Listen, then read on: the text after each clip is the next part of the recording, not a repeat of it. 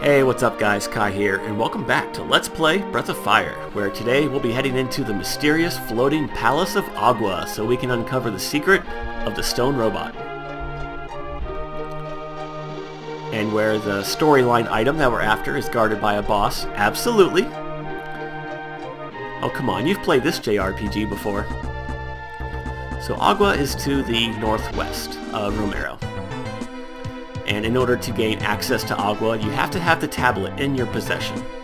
So if you haven't solved the zombie problem in Romero, then you need to do that before you can do this. Speaking of the tablet, you still want to hang on to that in your inventory even after doing this part of the story, because we'll be coming back here quite a few times later on. And every time you come here, you have to have the tablet. So just what I like to do is, here I'll show you. I like to just move it to, say, the bottom of my inventory, or somewhere where it's out of sight, out of mind. So, yeah, kind of like the map, just put it way down there, whatever. Now up there we have another one of those locked doors, and to the right, that wall looks kind of funny. See how it's practically crumbling? Well, remember that for later, because we don't have any way of getting past that right now. But eventually, we will. Spoiler alert, we're going to get some new party members that come with new abilities. That's one thing you'll notice throughout the game, is that every character that you recruit has their very own unique ability, either on the world map or in the dungeons when they're leading your party. Which is pretty cool, I like that idea. It became sort of a staple throughout the Breath of Fire series. So far we've only seen Bo's ability to walk through trees and hunt on the overworld, but eventually we'll get to see everybody's. Speaking of Bo's ability to hunt, why can't he bring his explosive arrows into combat? You know, he could hit an enemy with one of those... Hey, Ryu gained a level. Awesome. With one of his arrows, they could explode and deal splash damage to all the enemies. Surprised they haven't thought of that in any other RPG by now. I'm not talking MMOs, because archers and bards usually have some form of AoE damage, but I'm talking old school console RPGs. Let's take Final Fantasy IV for example. You can imbue arrows with, with elemental properties or even status effects, but you can't, you know, make an explosive arrow that deals damage to all enemies? I mean, come on. That'd be so handy, having everyone gain levels and be able to deal AoE damage right now. Be a little overpowered, yeah, but it'd be fun as hell. Okay, so let's go up here now.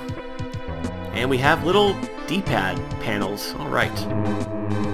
Now unfortunately you can't determine the direction that these go in. You just step on them and they take you wherever they decide to take you. Here we get a sun helmet. I'm going to give that to Ryu.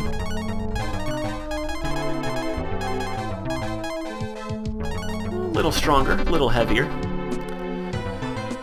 That's going to be the pattern for quite some time. Armor that you get will be stronger, but way more. Which isn't really a big deal, because as you gain levels, you also gain agility, which helps offset the weight of your equipment. Not all equipment that's better is heavier, but a good portion of it will be. I think I went the wrong way. Nope, we're good. And more zombies. Yeah, we could probably use physical attacks.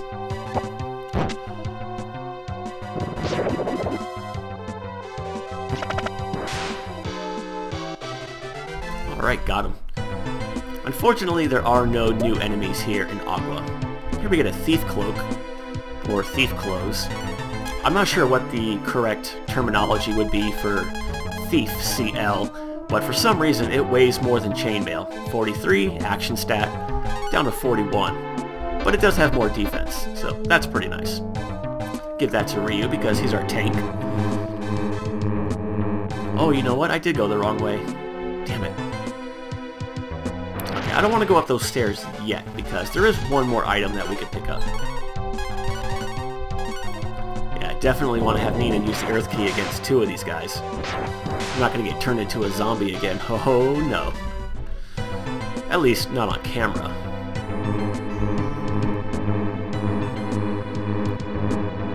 Speaking of being on camera, guys, I apologize for being such a slacker with the uploads. I've just had a lot going on between work, Final Fantasy XIV, being sick, and a few other reasons, but I promise that it'll get better and we'll get back to our regularly scheduled upload schedule, I guess you could say.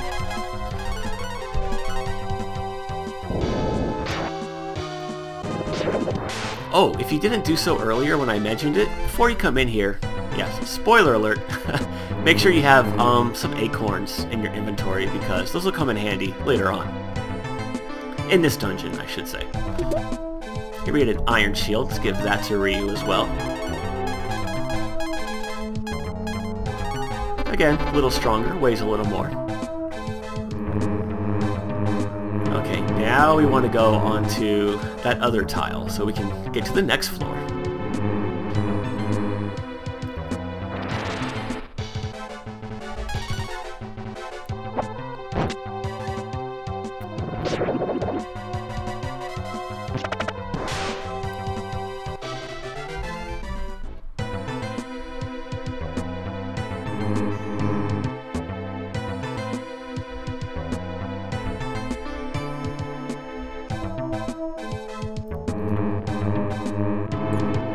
You know, for being called Agua, there sure isn't a lot of water around there, is there?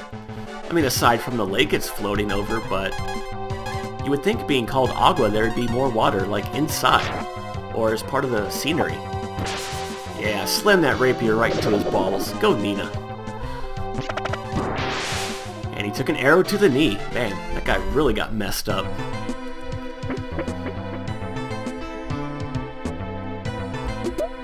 Here we get another acorn. Awesome.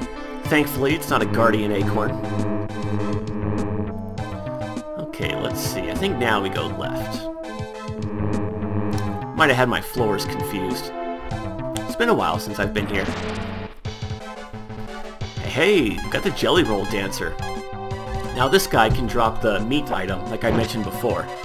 And it actually restores HP to everyone in your party. It's not a full heal, but any kind of multi-healing you pretty much want to hang on to because this game does not have a lot of multi-target healing items. You get a hairband, so if you didn't buy one for Nina earlier, then, well, you could find one right here. Oh, speaking of Nina, let's give her the wrist that Ryu used to have. But yeah, primarily healing in this game is all single target. So any item that allows you to heal multiple party members is really good.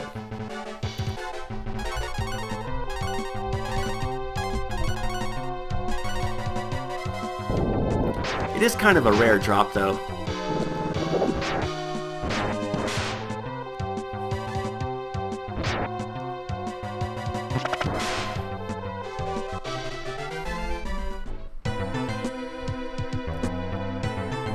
This dungeon is pretty short. We're almost to the top of this tower.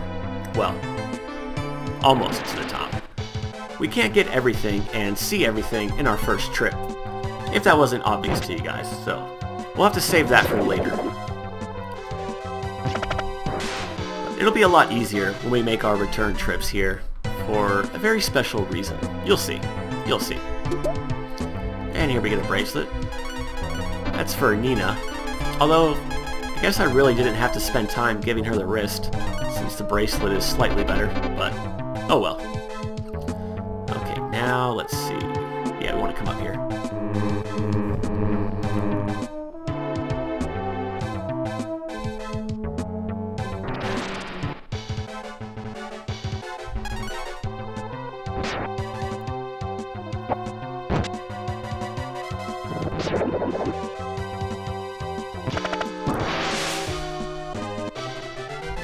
Alright, easy enough.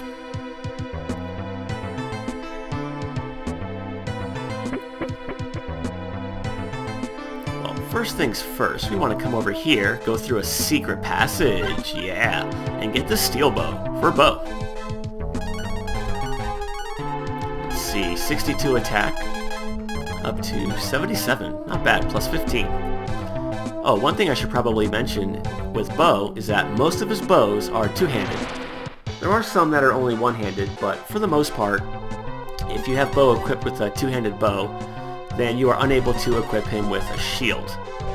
Now there are some, like I said, that are one-handed, so those tend to be the better option for Bo, if you want to play a more defensive role in the game. But it is something to keep in mind when trying to equip Bo with a shield. And Nina gained a level, alright. And she learned the agility up spell. That's actually pretty good.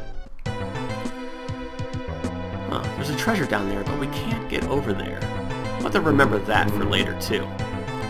Now, before we examine that ominous glowing pillar there, let's give Ryu the longsword.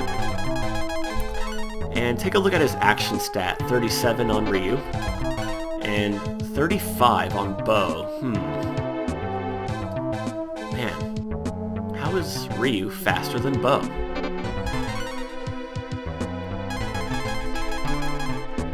That's actually going to work against me quite a bit, so we're going to be putting the agility up spell to use in this battle.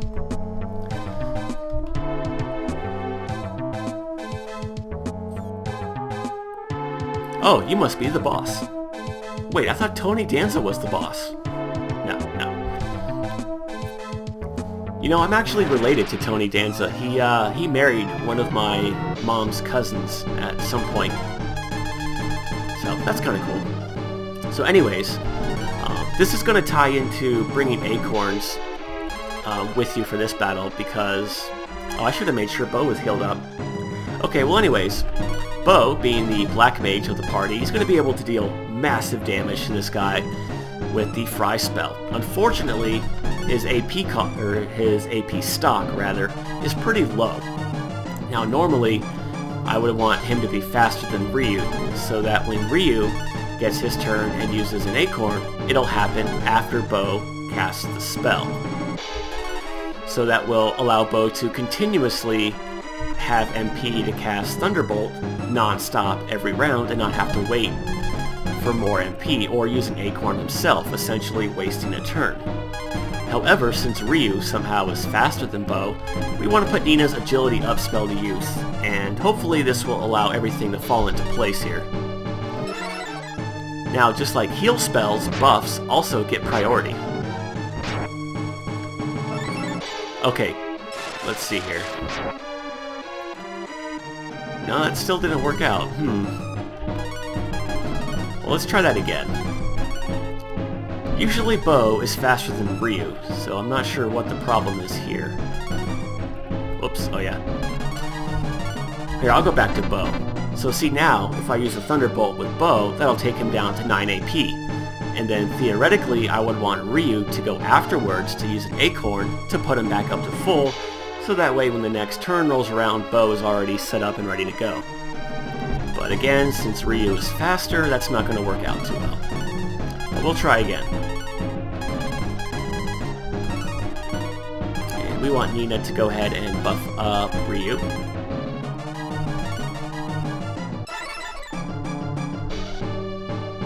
Okay, Bo's faster. Perfect. So now we get the acorn. Back to full, and we can do this non-stop. Okay, so Bo's in good shape. Ryu should attack.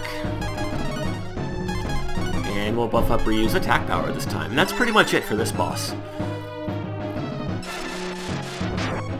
You still want to hang on to those elemental stones for an upcoming boss. If you've played this game before, you guys already know which boss I'm referring to. He's big, he's mean, and he's green. No, not the Hulk, but this guy will kill you just as easily. Man, I keep wanting to use magic for Ryu for some reason. Where are my acorns? There they are.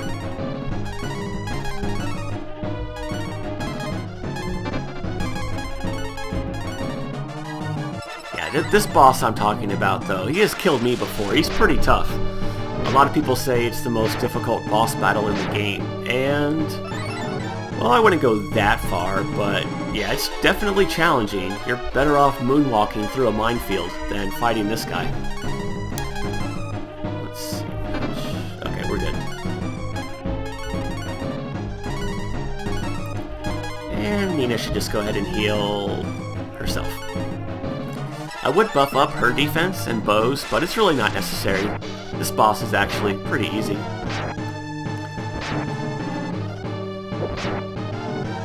I don't know what this looks like on your screen, but he should be flickering or phasing in and out of reality because...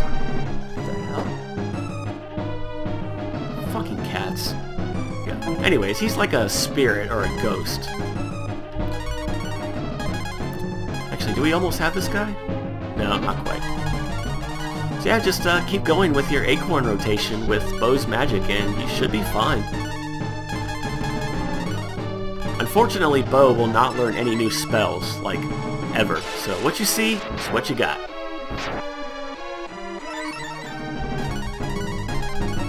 Okay. Oh, and this boss does not have a second wind, so don't have to worry about that either.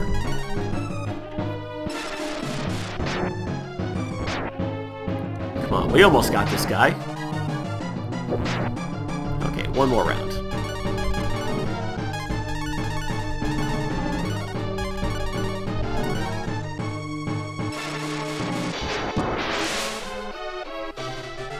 And for defeating that boss, we get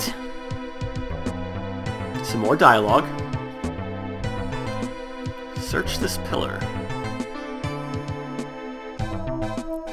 So yeah, just press the A button and... Huh, reminds me of another game. Alright, we get... Where is it? There it is, the Kinky. And we can operate the stone robot with this. Alright. So that's the secret of the stone robot. You get the Kinky. I can't even say that with a straight face. You get the king, pause, key, not. Borat reference there. And you can activate the stone robot. So we'll be putting that guy to use to remove the boulder from the lake north of Tuntar and Tantar. But in order to do that, we actually have to go there. So what I'm going to do is meet you outside of Romero after resting at the inn and cleaning up my inventory. So be right back. Okay guys, we're back. So now let's head to the east to the stone robot. If you remember what that one lady told us, and I think it's Tantar, or was it Tuntar? I always get those mixed up. But the stone robot is north of those villages in the stone cemetery. Although we're not going to take the long way and walk all the way back there. No, no, no. Screw that noise. We want to go due east of Romero and then north a little bit. Much quicker. So I went ahead and cleaned up my inventory quite a bit. Sold any old equipment, which you don't really need to hang on to any equipment in this game. If you don't have it equipped, you can probably sell it, aside from a few weapons. But you do want to hang on to anything worth a lot of money, like life 2s, moondrops, things like that, cures. Because eventually we'll want to sell those, but not yet. Unfortunately, the King Key does not have a function in battle like the Earth Key does. So that kind of sucks, but oh well. Not every... Ooh! Come on. You're not going to Narnia. Fuck you. Give me that white antler. Come on. Oh, this is so slow. No! Oh, I should have used, what are they?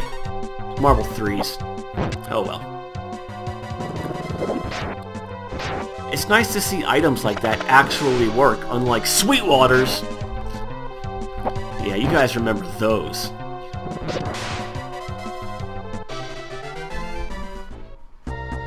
Anyways, we got kind of sidetracked there.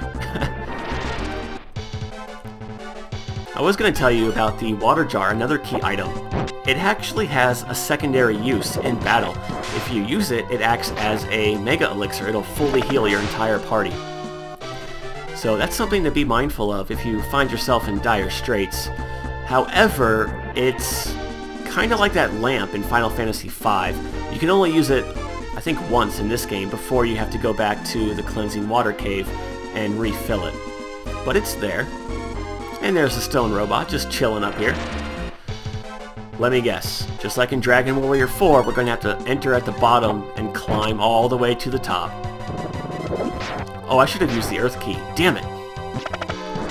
That's what happens when you ramble on. You start to suck at video games.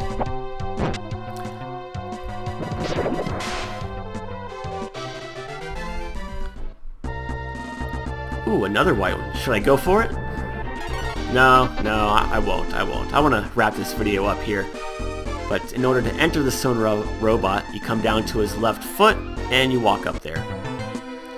But will the Kinky really allow us to operate the stone robot? You guys will just have to find out next time. So until then, as always, I want to say thank you for watching, and I hope you have a good day. Peace.